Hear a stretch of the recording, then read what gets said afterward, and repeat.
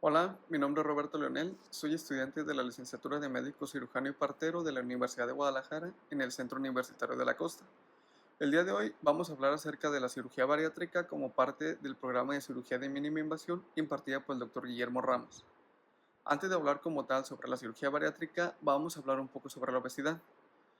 Como saben, la obesidad es una enfermedad crónica y multifactorial que se ha convertido en una epidemia mundial con consecuencias devastadoras para la salud. Esta afecta esencialmente a todos los sistemas orgánicos del cuerpo y además es un factor de riesgo modificable para muchas enfermedades comórbidas, además que también reduce directamente la esperanza de vida, ya que como vieron durante la pandemia de 2019 fue uno de los factores de riesgo más graves de hospitalización y mortalidad. La obesidad se clasifica habitualmente por un índice de masa corporal o IMC, el cual es medido como el peso en kilogramos dividido por la altura en metros cuadrados. Tradicionalmente, la obesidad se ha clasificado según el grado de elevación del IMC. Un índice de masa corporal de 25 a 30 se define como sobrepeso, mientras que un índice de masa corporal de 30 a 35, uno de 35 a 40 y uno superior a 40 se clasifican como obesidad de clase 1, clase 2 y clase 3 respectivamente. Estas son algunas de las comorbilidades que se presentan con mayor frecuencia en las que podemos encontrar afecciones en el sistema cardiovascular como la hipertensión, el infarto agudo del miocardio, la insuficiencia venosa, trombosis venosa profunda e insuficiencia cardíaca. También podemos encontrar trastornos pulmonares como la apnea obstructiva del sueño, el síndrome de hipoventilación de la obesidad, asma e hipertensión pulmonar. En las afecciones metabólicas podemos encontrar el síndrome metabólico, la diabetes tipo 2, hiperlipidemias, hipercolesterolemias y esteatohepatitis no alcohólica. En el sistema gastrointestinal se puede presentar la enfermedad por reflujo gastroesofágico y colelitiasis. Por otro lado, en el sistema osteomuscular se presenta la artropatía degenerativa, la discopatía lumbar, la artrosis y las eventraciones. También podemos encontrar trastornos de la piel o del sistema tegumentario como micosis, forúnculos y abscesos. Respecto a lo oncológico, también pueden presentar riesgo de cáncer de tiroides, de próstata, de esófago, de riñón, de estómago, de colon, recto, de páncreas, cánceres de mama, sobre todo en mujeres, cánceres de ovario, de cuello uterino y de endometrio. Por otro lado, también puede haber comorbilidades neurológicas y o psiquiátricas como los pseudotumores cerebrales, la depresión, baja autoestima, un evento vascular cerebral, entre algunas otras. La obesidad es uno de los principales retos para la salud pública en nuestro país y a nivel global. Es por eso que desde el año 2016 en México fue declarada por las autoridades de salud como una emergencia sanitaria debido a que representó una epidemia. Según la Encuesta Nacional de Salud y Nutrición y el Instituto Nacional de Salud Pública, la prevalencia de sobrepeso fue del 38.3%, siendo un 41.2% en hombres y 35.8% en mujeres. En cambio, la de obesidad fue del 36.9%, con un 41% en mujeres y 32.3% en hombres. Además, al comparar por grupos de edad, la prevalencia de obesidad fue más alta en los adultos de entre 40 y 59 años, con un 44.4%, que en comparación a los adultos de entre 20 y 39 años, equivalente a un 33%, y en aquellos mayores a 60 años con un 32.2%. Para el año 2035 a nivel mundial se estima que habrá 4.000 millones de personas con este problema y se cree que en la población infantil podría duplicarse. Ahora bien, entrando ya como tal en el tema de la cirugía bariátrica, que también es conocida como cirugía para la pérdida de peso o cirugía de la obesidad. Este es un conjunto de procedimientos quirúrgicos diseñados para ayudar a las personas con obesidad severa a perder peso. Este tipo de cirugía no solo busca la reducción de peso, sino también la mejora de enfermedades asociadas como la diabetes tipo 2, hipertensión, la apnea del sueño y enfermedades cardiovasculares. Es importante destacar que la cirugía bariátrica es considerada una opción cuando otros métodos de pérdida de peso como la dieta y el ejercicio han fracasado. Además, se ha demostrado que los tratamientos conservadores o no quirúrgicos tienen un éxito limitado a corto plazo y casi inexistente a largo plazo. Esto aunado a que la probabilidad de que una persona pierda suficiente peso solo con medidas alimentarias y que permanezca en un índice de masa corporal menor a 35 se estima por debajo del 3%. Estas son algunas indicaciones o puntos que deben cumplir los pacientes para ser elegidos y sometidos a un procedimiento de cirugía bariátrica.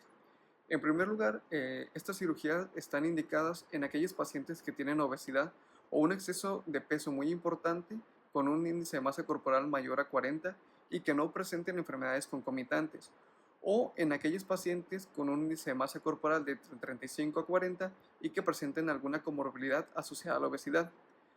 También en aquellos que han fracasado en el tratamiento tanto alimentario como conductual. Y aquí un punto importante es que no deben tener alguna dependencia al alcohol ni al consumo de drogas debido a las complicaciones concomitantes que podrían ocasionarse en la cirugía.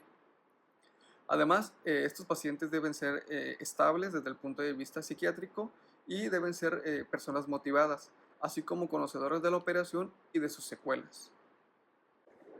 Aquí se muestran las contraindicaciones para llevar a cabo la cirugía bariátrica, en el cual encontramos un riesgo quirúrgico prohibitivo o un ASA4, que este indica que el paciente tiene una enfermedad sistémica grave que pone en peligro su vida, como una insuficiencia cardíaca o enfermedades pulmonares graves.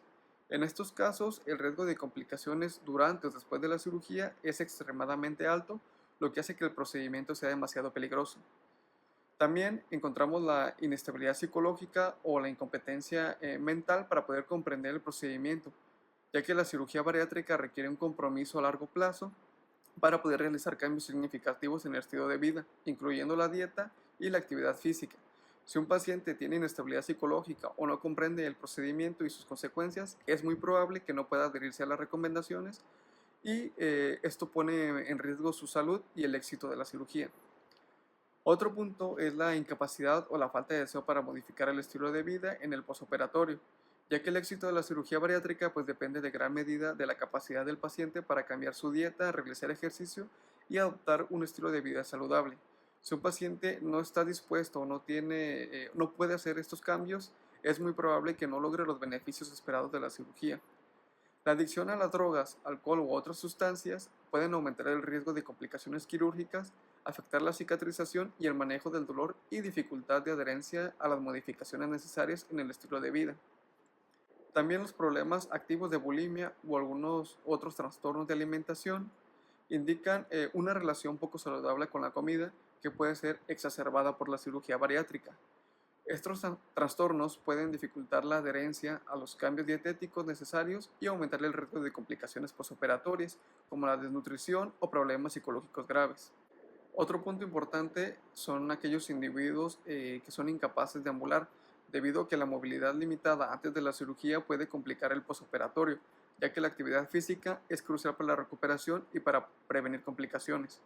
Si un paciente es incapaz de caminar, es muy probable que desarrolle múltiples complicaciones. Por otro lado, el síndrome de Prader-Willi es un trastorno genético que se caracteriza, entre otras cosas, por un apetito insaciable y que conduce a una obesidad mórbida. Las personas con este síndrome suelen tener dificultades para controlar su ingesta de alimentos y no pueden responder bien a la cirugía bariátrica, ya que no pueden controlar su impulso de comer, lo que compromete el éxito del procedimiento. Antes de someterse a la cirugía bariátrica, los pacientes deben someterse a una evaluación preoperatoria con el propósito de identificar las causas y comorbilidades asociadas a la obesidad, así como tener una especial atención en aquellos factores que pueden afectar la indicación para la cirugía bariátrica. Esta evaluación debe estar conformada por un equipo multidisciplinario con experiencia en el manejo de la obesidad. La conformación y la participación de las especialidades pues se va a establecer en función a las comorbilidades que tenga el paciente. En la evaluación médica es necesaria una historia clínica detallada, una buena exploración física, así como pruebas adicionales o derivación al especialista según las comorbilidades del paciente.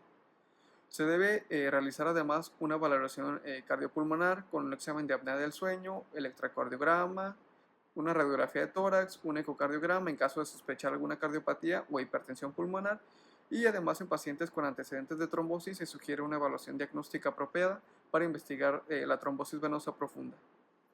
También se recomienda solicitar un perfil tiroideo, perfil de lípidos y excluir causas secundarias de la obesidad. Se recomienda evaluar la función renal en todos los pacientes, especialmente en aquellos con diabetes e hipertensión.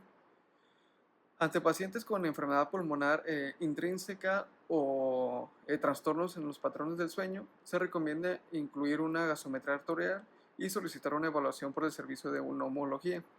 Si existe evidencia clínica de síntomas gastrointestinales significativos previo a la cirugía, se sugiere considerar estudios de imagen, una serie gastrointestinal superior o endoscopía, sobre todo en aquellos pacientes con síntomas de enfermedad por reflujo gastroesofágica. Por último, se debe realizar una evaluación de posibles complicaciones anestésicas.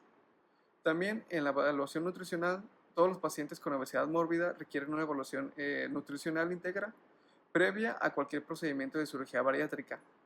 Se recomienda que el paciente logre perder peso. Normalmente se sugiere que el paciente logre una pérdida de entre el 6 al 10% en un periodo de 6 a 12 meses, por lo que también se sugiere una dieta muy baja en calorías para ayudar a reducir el peso corporal y el volumen hepático del paciente. En la evaluación psicológica, pues previo a la cirugía bariátrica, se recomienda realizar en todos los pacientes una evaluación considerando el entorno ambiental, familiar y conductual. Las optimizaciones preoperatorias en la cirugía bariátrica tienen como objetivo mejorar la seguridad del procedimiento y maximizar las posibilidades de una recuperación exitosa. Dentro de estas optimizaciones se debe dejar de fumar y de beber alcohol, debido a que fumar aumenta el riesgo de complicaciones quirúrgicas, así como problemas respiratorios durante y después de la cirugía. También tiene mayor riesgo de infecciones y problemas de cicatrización de las heridas. En cambio, el alcohol puede interferir negativamente con la capacidad del cuerpo para sanar y además aumentar el riesgo de sangrado durante la cirugía. También puede comprometer la respuesta inmunológica, lo que incrementa el riesgo de infecciones. Otro punto es la pérdida de peso, ya que el perder peso antes de la cirugía puede disminuir el tamaño del hígado, lo que facilita el acceso al estómago durante el procedimiento y además reduce la complejidad y el tiempo de la cirugía. También mejora la función pulmonar y reduce la presión arterial, lo que disminuye el riesgo de complicaciones anestésicas y cardiovasculares. Aparte que se ha asociado la pérdida de peso preoperatoria con una mayor pérdida de peso posoperatoria. Normalmente se recomienda un periodo de entre 2 a 4 semanas de dieta baja en calorías o una dieta muy baja en calorías antes de la cirugía bariátrica. Respecto a la prehabilitación y al ejercicio, pues estos se incluyen ejercicios específicos y sobre todo de fortalecimiento, debido a que se prepara el cuerpo para el estrés de la cirugía. Además, mejorar la fuerza muscular y la capacidad cardiovascular antes del procedimiento puede facilitar la movilidad después de la cirugía, así como reducir el riesgo de complicaciones posoperatorias y también acelerar la recuperación. Existen varios tipos de procedimientos bariátricos, cada uno con sus propias técnicas y objetivos. La teoría principal sobre cómo funciona la cirugía bariátrica originalmente se centraba en dos mecanismos principales para la pérdida de peso provocada por la cirugía. El primero es la reducción calórica, en la que básicamente se pretende reducir el volumen de alimento que se puede consumir una sola vez, lo cual conduce a una ingesta calórica total reducida. Y el segundo es la malabsorción de nutrientes, con lo cual pues esta se crea una división de porciones sustanciales del tracto digestivo que causan una absorción reducida de alimentos y de medicamentos. También existen los procedimientos combinados, los cuales conjuntan elementos restrictivos y malabsortivos. En las restrictivas encontramos la banda gástrica ajustable laparoscópica y la gastrectomía vertical laparoscópica. En las malabsortivas se encuentra la derivación biliopancreática con cruce duodenal y los métodos combinados está la derivación gástrica en Jeder-Roberts. Bien, ahora hablando un poco sobre la banda gástrica ajustable laparoscópica, en esta su ventaja sobre otras intervenciones bariátricas es la capacidad de ajuste individualizada y una morbimortalidad quirúrgica inicial notablemente más baja. El procedimiento inicia con la división del peritoneo a nivel del ángulo de His y continúa con la división del ligamento gastroespático para exponer la base del pilar derecho del diafragma. Se sigue la superficie del pilar por detrás y por debajo del esófago al tiempo que se encara el ángulo de His. Posteriormente se crea un túnel avascular a lo largo de este plano utilizando una técnica suave de extensión y empuje. Una vez que se ve la punta del instrumento de tunelización cerca de la parte superior del vaso, se empuja con suavidad a través de las capas peritoneales restantes para completar el túnel. Una vez que la banda ajustable ya se ha colocado en la cavidad peritoneal a través del gran tórax de 15 milímetros situado en el hipocondrio derecho, el instrumento de tunelización agarra el extremo derecho de la banda y lo empuja a través del túnel desde la curvatura mayor hasta la curvatura menor. Una vez que la banda se colocó alrededor de la porción proximal del estómago, se fija a través de su mecanismo de autorretención. Una vez que se ha bloqueado la banda en su sitio, se ajusta la hebilla para que ésta quede del lado de la curvatura menor del estómago. Se asegura que la banda no esté demasiado apretada utilizando una pinza de 5 milímetros introducida entre la banda y el estómago. A continuación, la superficie anterior del fondo y la parte proximal del estómago se pliega sobre la banda con 3 o 4 puntos de sutura. Para completar la intervención, se tira del tubo de Silastic que sale por la banda, que por lo general esto ocurre en el sitio cercano al trocar en la posición superior del abdomen o en la región del apéndice sifoides para colocar el punto de acceso muy superficial, de forma que pueda palparse en el posoperatorio. Y este dispositivo se fija a la aponeurosis de la pared abdominal anterior. El acceso para la colocación subsiguiente del líquido del sistema de banda se realiza por vía percutánea utilizando una aguja Hoover o una aguja no cortante. A continuación les presentaré un video en el cual se realiza este procedimiento.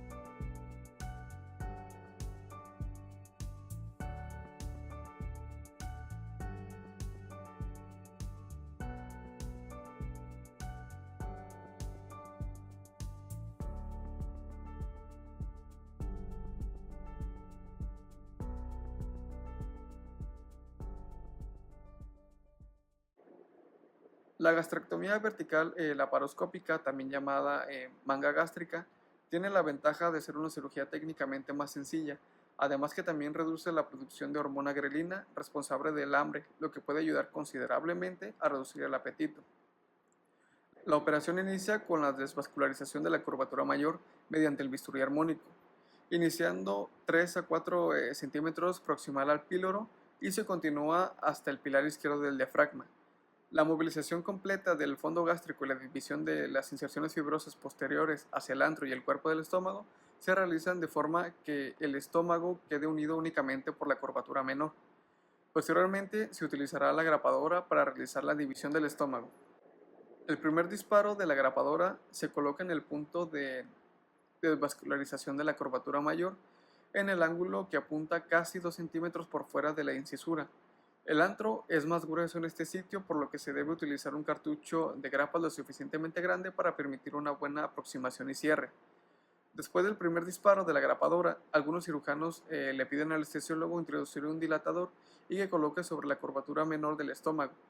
Este dilatador actúa como guía adicional para determinar el diámetro deseado del manguito gástrico. Posteriormente se continúa dividiendo el estómago hasta llegar al ángulo de His. Una vez que el estómago se ha dividido por completo hasta el ángulo de His, la línea de grapado se inspecciona para verificar la hemostasia y la integridad del cierre. A continuación, les presentaré un video en el cual se realiza este procedimiento.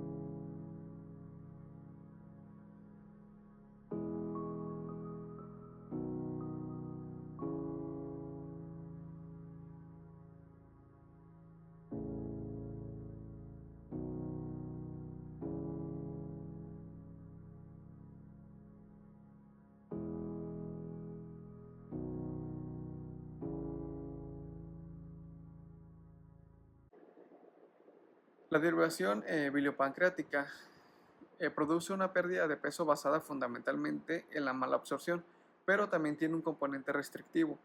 Este procedimiento inicia con la realización de una gastrectomía subtotal distal.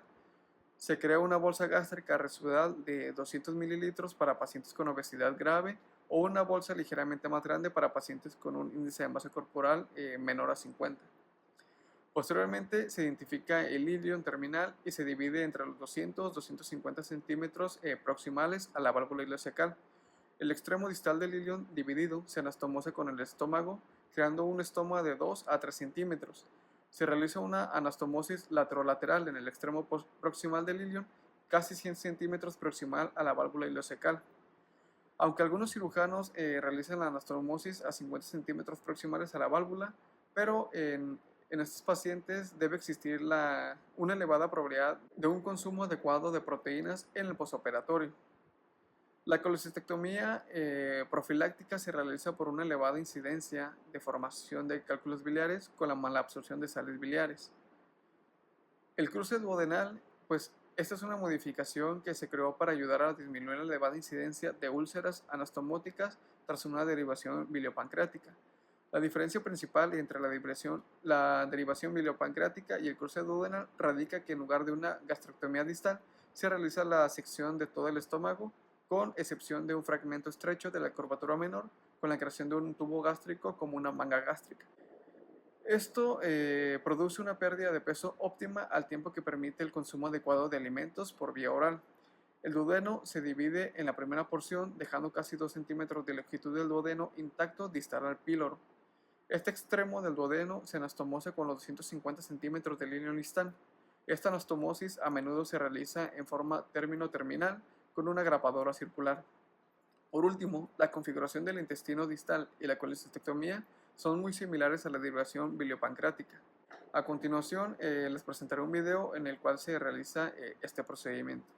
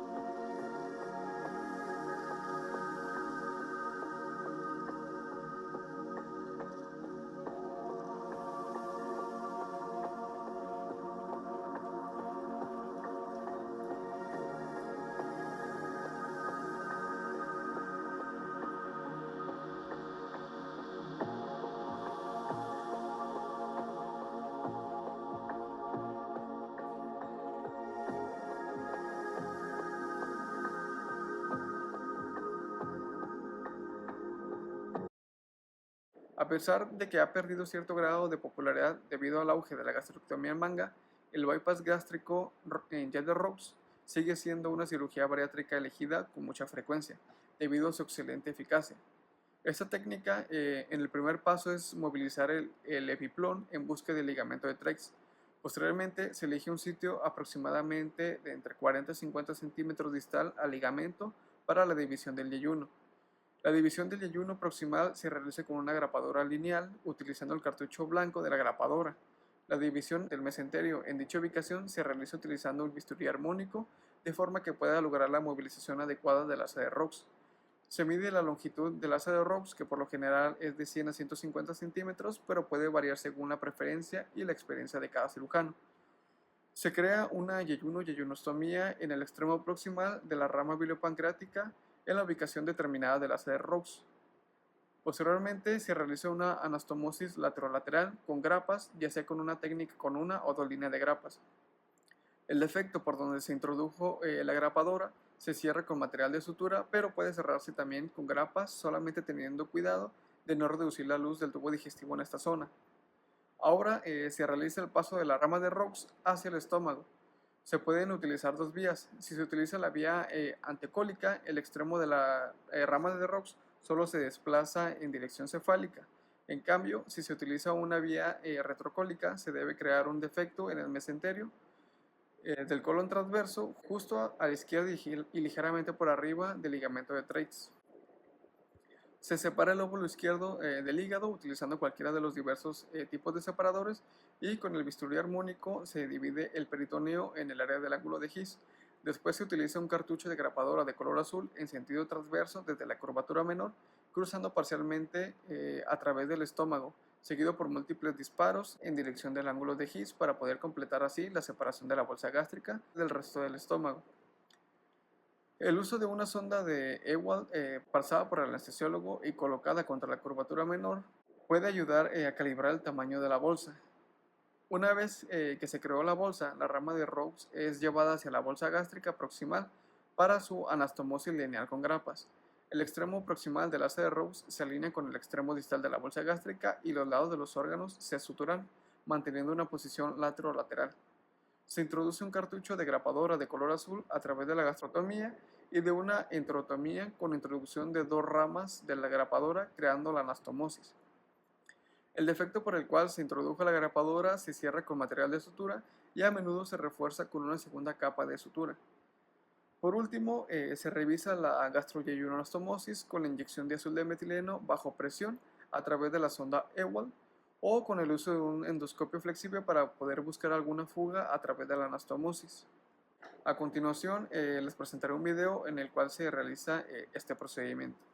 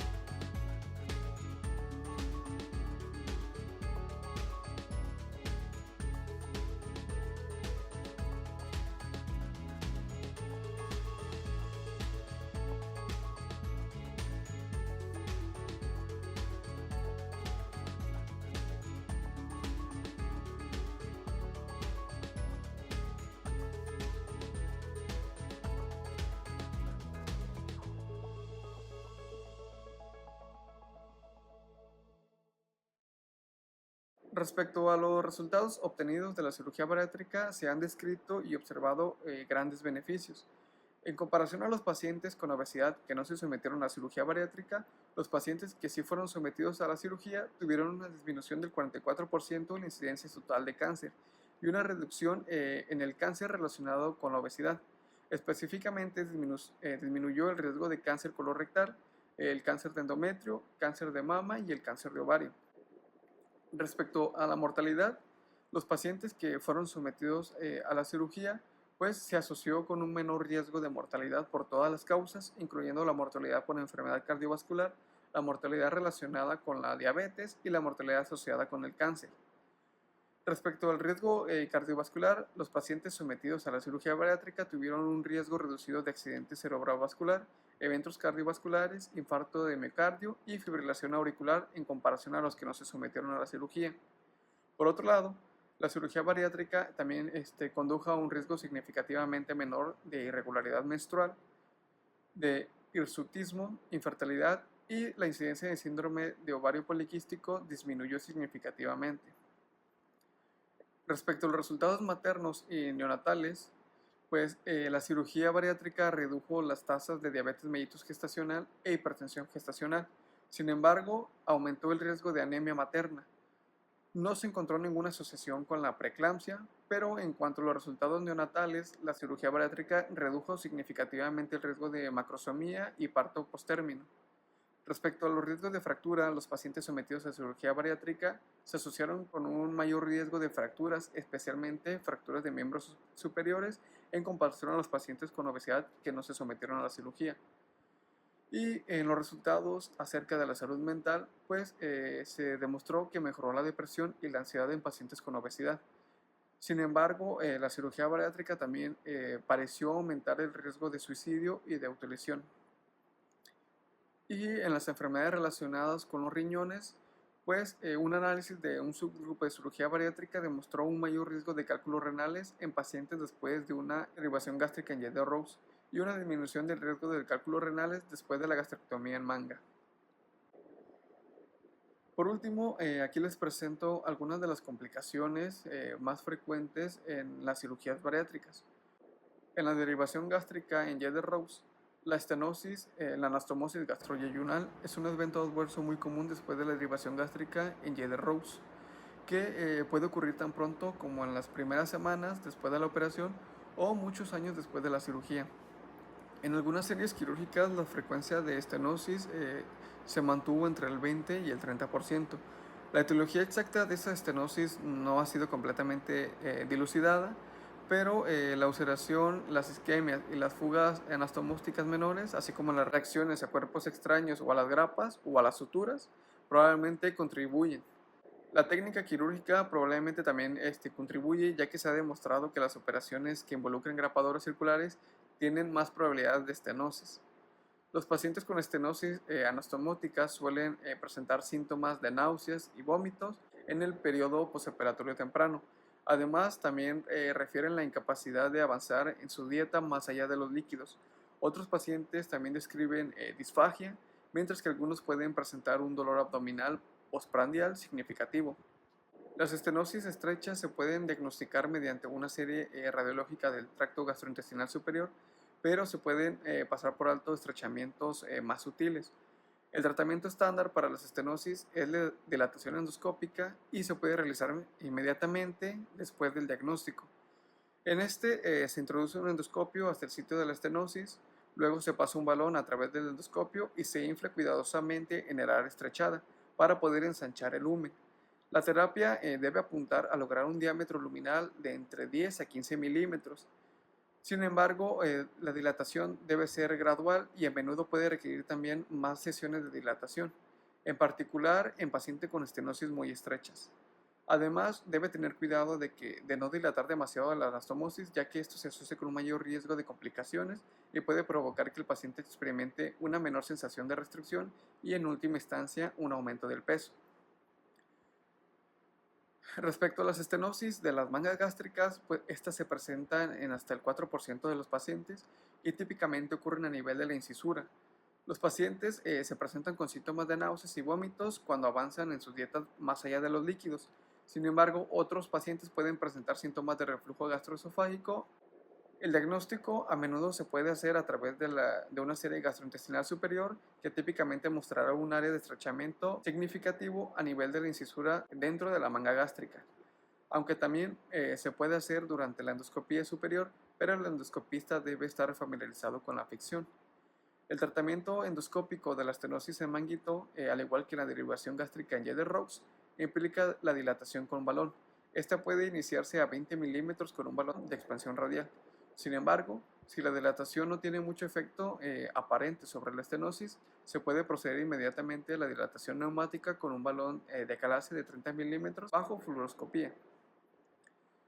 Las fugas anastomóticas pueden ser las complicaciones más graves y debilitantes después de la cirugía bariátrica y se observan con mayor frecuencia después de la gastrectomía en manga, pero también pueden verse típicamente como una complicación muy temprana después de una derivación gástrica en Jette-Roux. La derivación gástrica en Jette-Roux, pues como ya vimos, implica la creación de múltiples anastomosis quirúrgicas diferentes y las fugas pueden ocurrir en cualquier de estos sitios, incluyendo la bolsa gástrica, la gastro-yeyunostomía, la yeyuno-yeyunostomía y en el remanente gástrico. Los pacientes con fugas generalmente presentarán dolor abdominal, fiebre y potencialmente sepsis e inestabilidad clínica. Los pacientes que están clínicamente inestables generalmente necesitarán ser llevados al quirófano para un lavado e intentos de cierre quirúrgico. En pacientes más estables se debe obtener imágenes transversales para evaluar la ubicación de la fuga. Los pacientes con fugas originadas en la bolsa gástrica o en la gastroyeyunonostomía pueden ser tratados con éxito con terapia endoscópica utilizando stents endoluminales cubiertos. Estos van a permitir que la zona cicatrice sin la exposición continua al contenido gástrico.